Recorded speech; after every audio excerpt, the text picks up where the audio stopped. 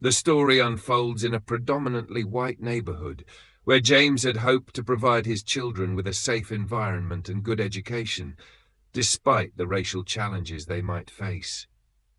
For James, moving to this neighborhood was more than just a change of address. It was a chance to offer his children opportunities he never had. He envisioned them thriving in an area where academic standards were high, and the community, though not without its prejudices, appeared open-minded. But the reality was more complex than he had anticipated. James knew that race would always be a defining factor in his children's lives, but he believed in their ability to navigate these challenges. As the days passed, he noticed subtle moments that revealed the underlying tensions in the neighborhood. His son, Eli, was often singled out during school activities. While his classmates played freely, Eli found himself navigating questions and comments about his background that made him feel out of place. At first, James thought it was a simple case of curiosity, but as time went on, he realized that these small moments were part of a larger narrative, one where his family would always be the other. Despite this, James tried to stay optimistic. He emphasized the importance of resilience to his children, teaching them that they could rise above the biases they encountered. He reminded them that their worth wasn't defined by others' perceptions, but by their character and the strength they showed in the face of adversity. Yet, even as he spoke these words, James couldn't help but feel the weight of the situation. Was this really the world he wanted for his children? A world where they had to constantly prove their place just to be accepted? James's experience is a poignant reminder of the complexities of race in America, particularly in spaces where diversity is often more of an ideal than a reality. His journey reflects the hope that many parents share, the hope that their children will be able to rise above the limitations society imposes on them. But it also highlights the harsh truth that societal change doesn't always move at the pace we hope for, and that the fight for equality is still ongoing. The incident: racially charged police brutality. One afternoon, Noah and Jordan were laughing and talking on their way home from school, their youthful energy filling the air as they shared stories of their day. For them, it was just another typical afternoon, one filled with the simple joy of being young and free. But that peace would soon be shattered by an encounter that would change everything. As they walked down the sidewalk, an unmarked police car pulled up beside them. Officer Robert Hayes, a man whose authority had long been tainted by his own biases, stepped out. Without any provocation, he began to shout at the boys, accusing them of disturbing the peace. His words were harsh, his tone laced with disdain, but it wasn't until he advanced toward them that they realized the gravity of the situation. It was in that moment that Hayes made one of his most telling remarks: "Your father's not here to protect you now." The words were more than a threat. They were a stark reminder of the power dynamics at play, and of the unwarranted aggression that people of color, especially young black men, often face at the hands of law enforcement. The scene grew tense as bystanders watched the entire event unfold.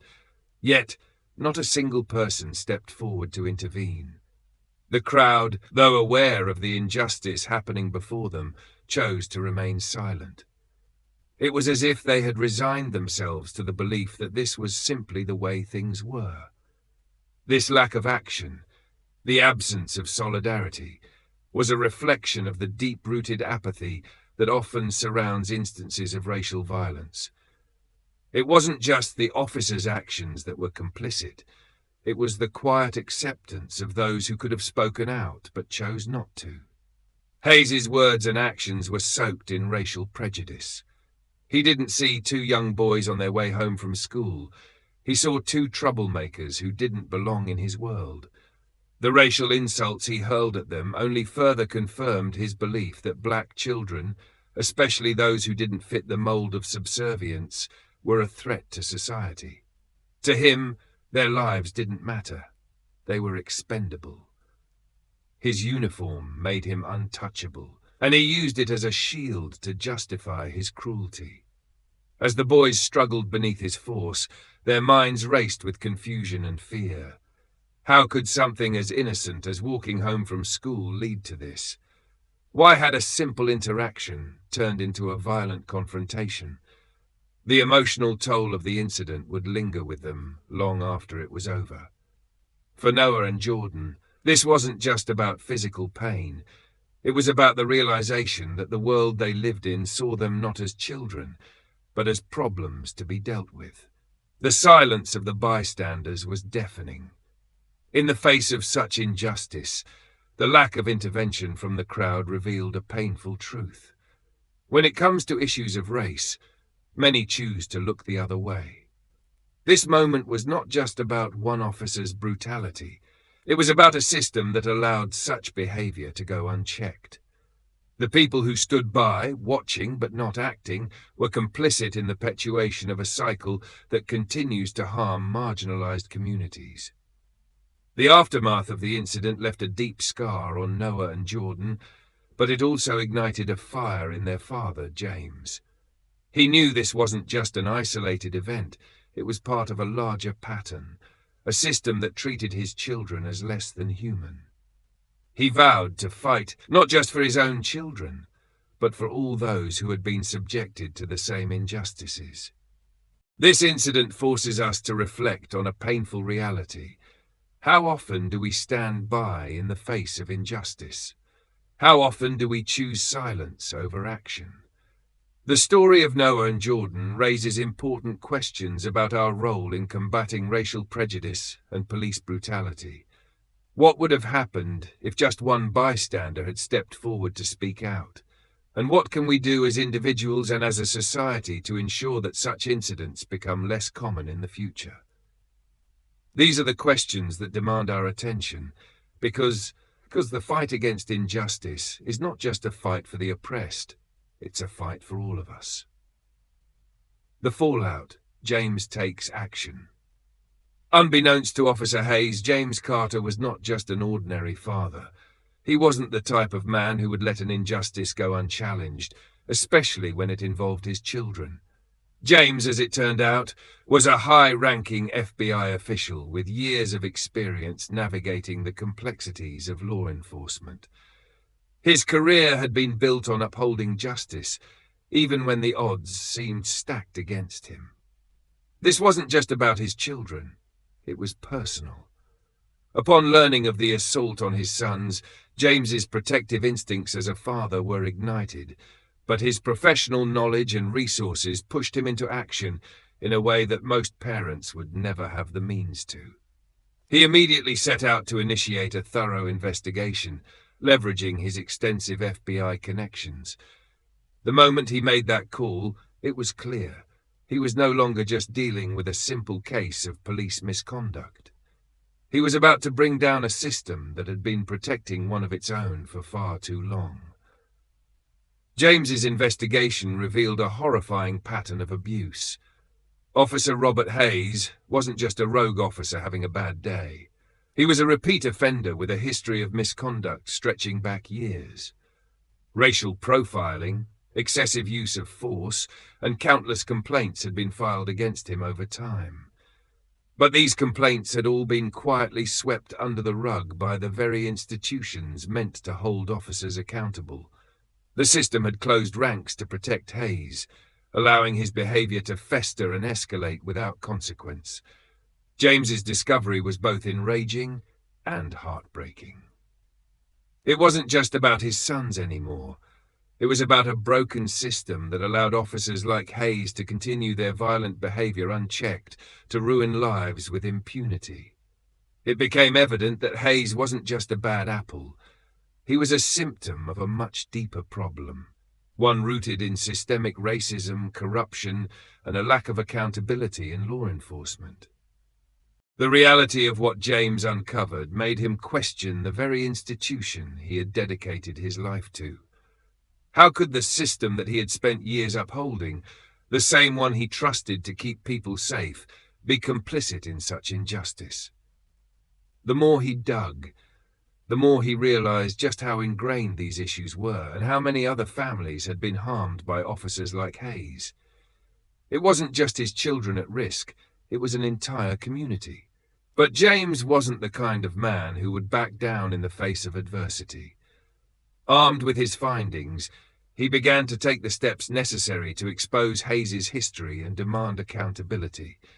He reached out to local activists, lawyers, and trusted members of the community to ensure that this story didn't get buried, as so many others had been before.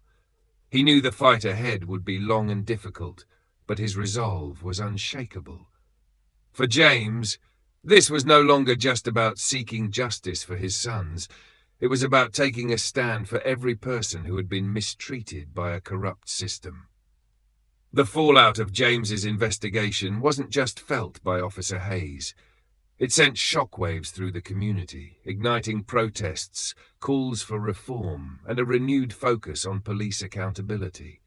People who had been silent before now found their voices, and the pressure on law enforcement grew. As the truth began to surface, Hayes's past came to light, and it became clear that he had been allowed to continue his career of violence due to the very same systemic flaws that James had uncovered. This moment marked the beginning of a much-needed conversation about police reform and racial justice, but it also served as a stark reminder of the uphill battle families of color often face. The system that is meant to protect them is all too often the one that harms them. James's fight wasn't just for justice, it was for the safety of future generations. In reflecting on James's actions, we must ask ourselves, how many more families are silently suffering under the weight of systemic injustice, and what can we do to help amplify their voices? And perhaps more critically, how do we ensure that those in power are held accountable, not only for their actions, but for the actions of those they protect? James's journey forces us to confront uncomfortable truths about the institutions we trust. It calls for a reckoning, a moment of reflection on how we as a society can work to create a system that is fair and just for all. The fight for justice. James knew that exposing Officer Hayes's misconduct would not be easy. The system was designed to protect its own, and the police department would go to great lengths to shield one of their own, no matter the cost. But James was determined. He wasn't going to let his son's suffering be swept under the rug, nor would he allow Officer Hayes's long history of abuse to continue unchecked. His role as a father and his sense of justice compelled him to take action, but his experience as an FBI official gave him the tools to do so in a way that would resonate far beyond his personal case. James began by gathering every piece of evidence he could find: video footage from bystanders who had recorded the incident, witness statements from those who had seen the brutal encounter, and any documentation that might support the history of abuse against Hayes. The video evidence alone was powerful, but James knew it wouldn't be enough. He needed to prove that this wasn't an isolated incident, but part of a larger pattern of misconduct. In addition to collecting evidence, James reached out to civil rights organizations, knowing they would have the resources and expertise to help him navigate the complex legal landscape ahead. They rallied behind him, offering both moral support and legal guidance, strengthening his resolve and fortifying his case. With their help, James was able to piece together a damning narrative, one that painted a clear picture of Officer Hayes as a man who had repeatedly abused his power and violated the rights of those he was sworn to protect. But James wasn't done yet. He understood that public opinion could play a pivotal role in holding Hayes accountable, so he reached out to the media, determined to expose the officer's misconduct to a wider audience. He wanted the world to know what had happened to his sons and what had been allowed to happen time and time again under Hayes's watch. By sharing the story, James knew he could ignite public outrage, mobilize support for his cause, and apply pressure on the powers that be.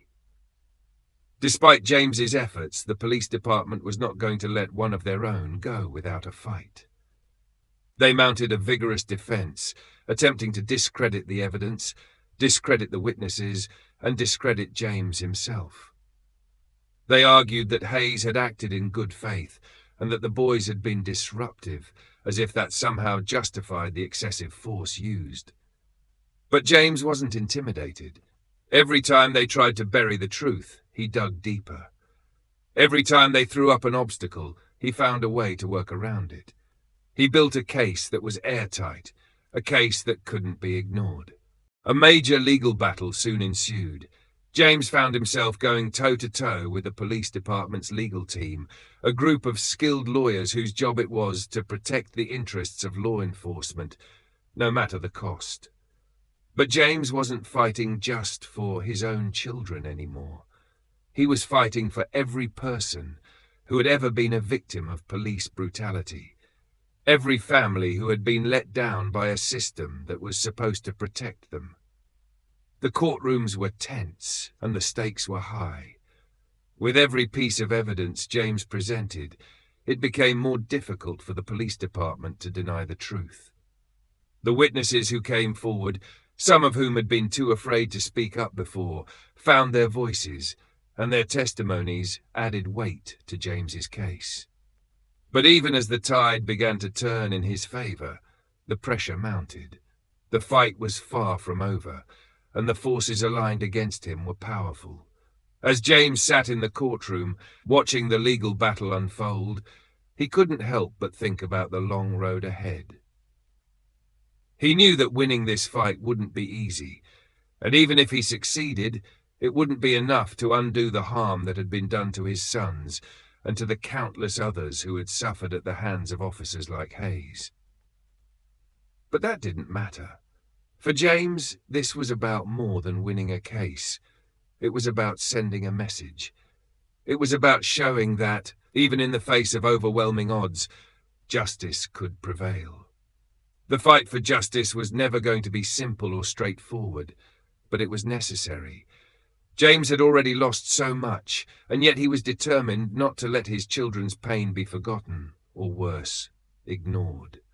The world had to see what was happening, and it had to change. In the midst of this battle, we must ask ourselves, how many other families have faced the same struggles, and what will it take to ensure that they aren't left to fight alone? And how do we, as a society, ensure that the system doesn't protect those who perpetuate violence, but rather holds them accountable for their actions? James's story forces us to confront the uncomfortable truth that change doesn't come easily. But it also shows us that even when the system seems stacked against us, one person's fight for justice can spark a movement. The question is, will we stand with them? The courtroom showdown. The day of the trial arrived, and the courtroom was filled with tension. James Carter sat in the front row, his heart pounding, knowing this was the moment that would determine not only his sons' futures, but the fate of a corrupt system that had allowed Officer Robert Hayes to continue his reign of terror for so long. As the proceedings began, James felt a sense of urgency that he could not ignore. The stakes were far higher than a single case of police brutality. This was a test of accountability, of justice, and of whether the truth could rise above the lies and cover-ups that had plagued the system. From the outset, the video evidence provided by the bystanders was undeniable. It captured the entire brutal interaction. Hayes' aggressive handling of Noah, his violent shove to Jordan, and the racial slurs he hurled at the boys. The footage was difficult to watch, but it painted a clear picture of the officer's misconduct. It wasn't just the use of excessive force, it was the deep-seated hatred and disregard for the boys' humanity. The video didn't lie. It exposed Hayes for what he truly was. Witness testimonies from people who had been on the street that day further solidified the case. Several bystanders had come forward, each one describing how they had watched in horror as Hayes assaulted the two boys, powerless to stop the brutality. Their voices, once silenced by fear or apathy, now rang out in the courtroom, adding weight to the truth that James had fought so hard to expose. As they spoke, it became clear that Officer Hayes had not only violated his duty as a police officer, but he had violated the very oath he had sworn to protect and serve the public. But it wasn't just the actions of Officer Hayes that were under scrutiny. The police department's attempts to cover up the incident were also brought to light. James's investigation had uncovered a pattern of misconduct and negligence within the department. Attempts to downplay the severity of Hayes's actions, to discredit the witnesses, and to bury the complaints against him. Documents were revealed showing how complaints had been ignored, how internal investigations had been improperly handled, and how the department had actively shielded Hayes from any real accountability. The cover-up was as disturbing as the crime itself. To make matters worse for Hayes, a retired officer named Michael Parker was called to the stand. Parker had served for over 2 decades and was now speaking out about the corruption he had witnessed during his time in the department. He testified that the abuse of power by officers like Hayes was not an isolated incident, but part of a larger systemic problem within the force. He spoke candidly about how complaints were routinely dismissed, how certain officers were allowed to act with impunity, and how the culture of silence and protectionism perpetuated itself at every level. Parker's testimony was a turning point in the trial, further damaging Hayes's defense and making it clear that this wasn't just a case of one bad cop. It was the result of a corrupt system that failed to protect the very people it was meant to serve. By the time the defense rested, there was no doubt in the minds of the jurors or the public about the extent of Hayes's brutality and the cover-up that had followed. The evidence was irrefutable, and the people who had come forward with their testimonies had shown the courage to stand against the tide of injustice. In the end, Hayes's fate was sealed. He lost his badge, the symbol of his authority, and was stripped of the very position that had allowed him to abuse his power for so long. He faced legal consequences for his actions, criminal charges, and a sentence that reflected the severity of his crimes. But perhaps the most significant consequence was the public disgrace that followed. Hayes's name was now synonymous with corruption and brutality, and the reputation he had built over his years on the force was destroyed. The fallout from the trial didn't stop with Hayes. The police department came under intense scrutiny, and a major investigation was launched into its internal practices. The spotlight was now on the department's leadership and its handling of complaints, the systemic corruption that had enabled officers like Hayes to act with impunity, and the culture of silence that had allowed them to continue unchecked. The investigation revealed the depth of the problem and sparked calls for reform from within and outside the department. For many, this was the first step toward dismantling the culture of violence and racism that had festered for so long. As James watched the proceedings unfold, he knew that the victory was bittersweet. While it was a moment of justice for his sons, it was also a painful reminder of the systemic issues that still plagued society. The battle was far from over. The fight for real reform, for true accountability, and for a society where people of color could walk down the street without fear of violence from those meant to protect them, was just beginning. In the aftermath, James couldn't help but reflect on the hard truth. The system had failed, but it was up to those who cared about justice to make sure it never happened again. This case had sparked a conversation, a movement even, but it was only the beginning of the work that lay ahead.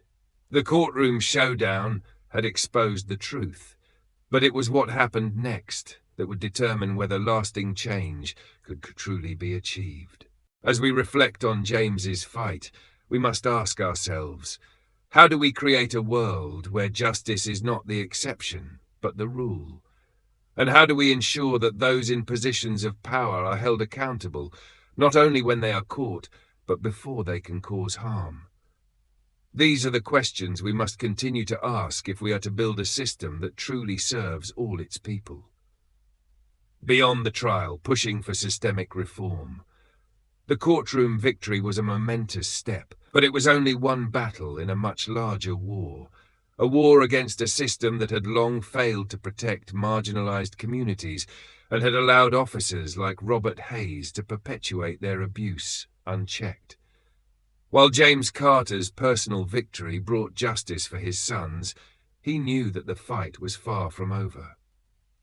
This was about more than just holding one officer accountable. It was about creating a society where young black children would no longer be subjected to the kind of terror that Noah and Jordan had faced.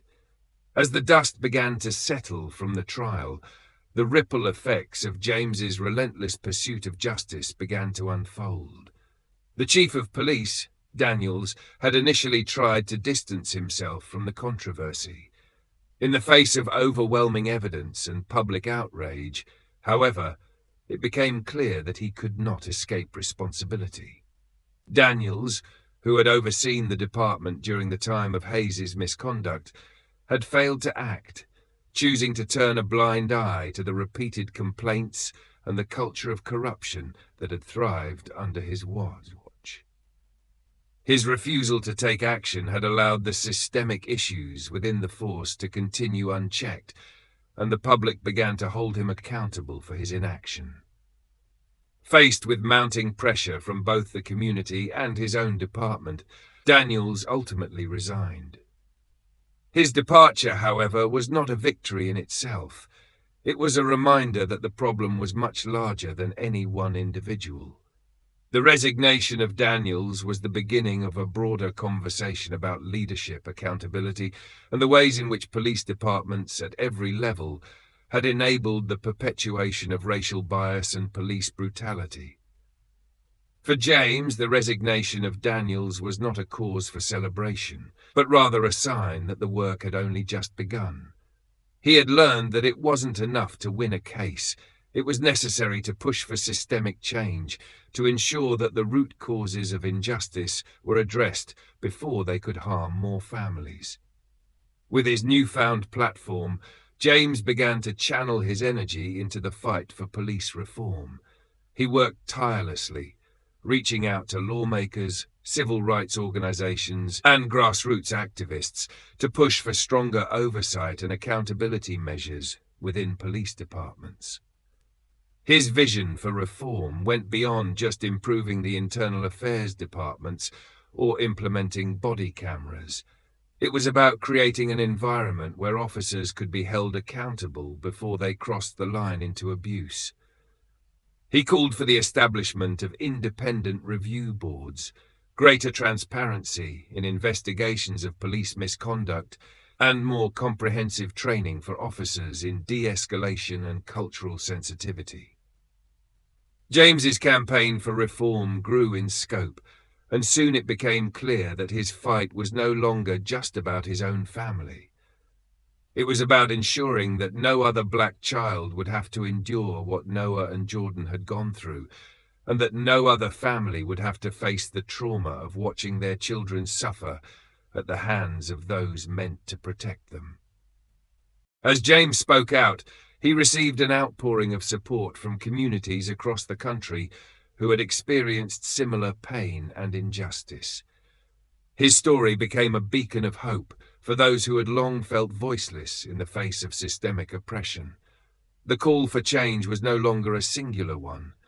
It had become a collective demand for a fairer, more just society, where law enforcement was held to the highest standards, not just in word, but in practice. James also found that his fight for justice had garnered national attention. Media outlets and advocacy groups had picked up the story, amplifying the call for police reform. His efforts led to a broader movement, one that sought not only to hold individual officers accountable, but also to change the very structure that allowed police violence and racial profiling to thrive. The pressure on lawmakers to enact real change grew, and James's voice became a crucial part of that demand. The push for reform reached critical mass. New policies were introduced, and in some areas police departments were forced to adopt changes that reflected the needs of the communities they served. While these changes were a step forward, James knew the battle was not over. He understood that meaningful reform would take time and continued effort. But he was resolute in his belief that change was possible if enough people stood together and demanded it. James's fight had become a personal crusade, but it had also grown into something larger than himself. It was about the legacy he wanted to leave for his children, and for all children who had been caught in the crosshairs of a broken system. His quest for justice wasn't just about righting the wrongs of his own family. It was about creating a world where the color of one's skin didn't dictate the way they were treated by the people sworn to protect them. As we reflect on James's journey, we must ask ourselves, what kind of society do we want to build? One that tolerates systemic injustice, or one that stands up to it, no matter how deeply rooted it is? And how can we, as individuals, be part of a movement that ensures future generations are no longer subjected to the pain and fear that James's children endured? James's fight shows us that the road to justice is long and fraught with obstacles, but it also shows us that one voice, when amplified by many, can spark real lasting change. The question now is, will we stand with those who fight for justice, or will we remain silent? Conclusion. The road to change. The journey that James Carter embarked on, driven by the brutal assault on his sons and the systemic failure of justice, transformed him from a grieving father into a leading voice for police reform. His fight, once deeply personal, evolved into a powerful movement that captured the attention of the nation. As he continued to push for accountability and reform, James found that his efforts resonated with communities across the country. The momentum from the trial and his subsequent advocacy ignited a wave of activism, urging citizens to demand change and stand up against injustice. As James traveled from city to city, speaking at rallies, town halls, and conferences, he became a symbol of resilience. He spoke not only for his sons, Noah and Jordan, but for every family who had experienced the deep, traumatic effects of police brutality. His voice was a clarion call for a nation that had long turned a blind eye to the suffering of marginalized communities. It was a call for empathy, for understanding, and above all, for action. In addition to James's tireless advocacy, his sons found their own ways to contribute to the cause. Noah, the older of the two, used his love for writing to share his experience and amplify the voices of those who had suffered as he had. His words became a source of strength for many, offering solace and inspiration to others who had faced similar pain. Through essays, articles, and personal reflections, Noah not only chronicled the struggles of his family, but also explored the broader implications of systemic injustice.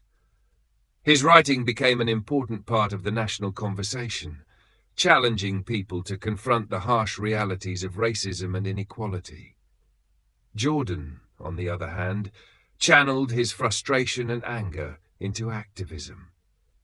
The experiences of that fateful day when Officer Hayes attacked him left a lasting impression on his young mind, shaping his worldview and fueling his desire to make a difference.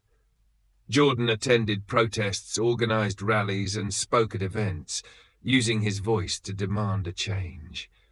His youthful energy and passion for justice inspired others, especially young people, to get involved and raise their own voices for reform. He became a symbol of the power of the next generation to lead the charge for a more just and equitable world. While the fight for justice was far from over, James's story proved that resilience and determination could spark real change. His unwavering commitment to ensuring that his sons and children everywhere could live in a world free from the fear of police brutality demonstrated that one individual's actions could ripple outward and inspire a larger movement. It was clear that the road to change would not be easy, and it would require the ongoing effort of countless people.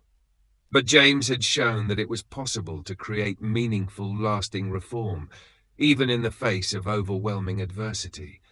The fight for justice is ongoing, and it requires continued effort, courage, and unity. But James, Noah, and Jordan's journey serves as a testament to the fact that change is possible. The road to justice is long, but with perseverance, dedication, and a collective will, it is a road that can be traveled and ultimately paved for future generations. As we reflect on their story, we must ask ourselves, what legacy will we leave behind? Will we be part of the movement for change, or will we remain passive in the face of injustice? And how can we ensure that the next generation of leaders, like Noah and Jordan, can continue the work that James began, so that the fight for justice and equality never falters? James's journey reminds us that no matter how daunting the task, the road to change begins with one step. And as more people take that first step, together, we can continue to pave the way for a more just, equitable, and compassionate world. This powerful and emotional story underscores the ongoing struggles of racial injustice and the enduring need to confront the abuse of power. At its core, it is a testament to the unwavering strength of a father, James, who was driven not just by the desire to protect his children, but by the broader call for justice. His actions remind us of the immense power of resilience in the face of systemic oppression and the personal toll that fighting for change can take. James's journey serves as a stark reminder that silence, whether through indifference or fear, enables injustice to persist.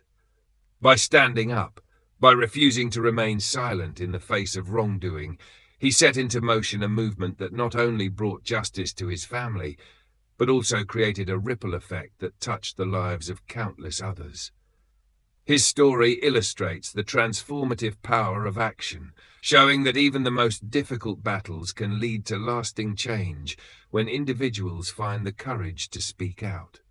As we reflect on this narrative, we are called to question our own role in the fight for justice. Are we complicit in allowing injustice to thrive? Or are we willing to stand up and create a world where the pain and suffering of the past are not repeated? James's story proves that while the road to change is long and arduous, it is not impossible. Through courage, advocacy, and solidarity, we have the power to create the kind of society that stands firmly on the side of justice, equality, and human dignity. Ultimately, this story serves as a powerful reminder. The fight for justice is not just one individual's battle, but a collective struggle that requires all of us to take a stand. The question is, what will you do when the call for justice is made? Will you remain silent, or will you rise to the challenge and help create a lasting change?